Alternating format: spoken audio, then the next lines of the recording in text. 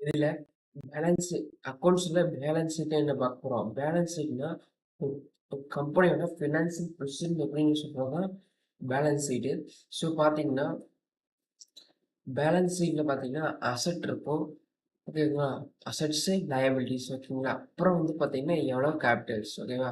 அந்த அசெட்லேயே பார்த்தீங்கன்னா கரண்ட் அசெட்ஸ் இருக்கும், cash, bill receivable, trade receivable, ஓகேங்களா?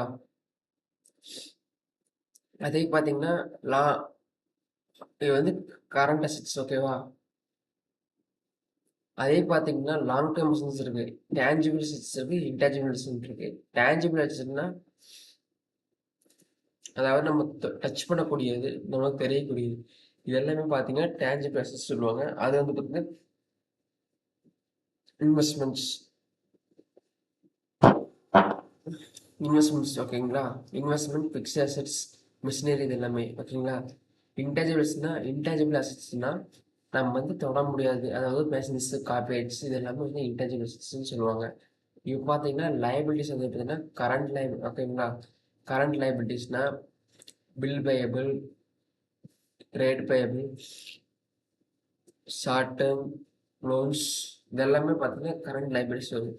இது பார்த்தீங்கன்னா லாங் டேர்ம் லைபிலிட்டிஸ் இருக்கு, அதாவது லோன்ஸ், செக்யூர் லோன்ஸ், அன்செக்யூர்ட் லோன்ஸ்லாம் வரும். அப்புறம் பார்த்தீங்கன்னா கேபிட்டல்ஸ் எவ்வளவு வந்து இன்வெஸ்ட்மெண்ட் பண்ணிக்கிறாங்க தனியாக இருக்கும். இதுக்கு பேர் தான் பேலன்ஸ் ஷீட். ஒரு பேலன்ஸ் ஷீட் எதுக்குன்னா கம்பெனியோட ஃபினான்ஷியல் ஸ்ட்ரக்சர் வந்து சொல்கிறது தான் பார்த்தீங்கன்னா கம்பெனியோட பொசிஷன் எப்படி இருக்குது, இப்போ கடன் லோன் அதிகமாக இருக்கா, கம்பெனி வந்து எவ்வளோ ப்ராஃபிட் பண்ணிருக்கு, இது எல்லாத்தையும் சொல்கிறது தான் பார்த்தீங்கன்னா பேலன்ஸ் ஷீட்டோட வேலையே, ஓகேங்களா?